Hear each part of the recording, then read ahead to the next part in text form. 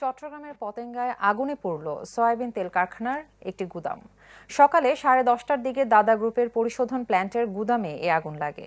Fire সার্ভিসের senior station officer Mamunur Rashid জানান, খবর পেয়ে আগ্রাবাদ ও ইপিজেড থেকে 4টি গাড়ি যায় ঘটনাস্থলে।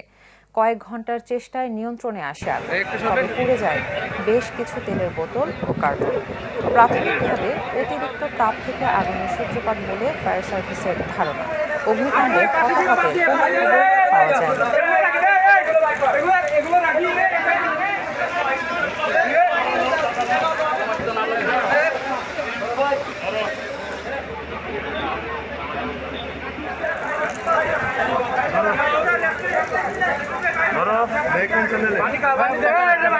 একটু সরবেন।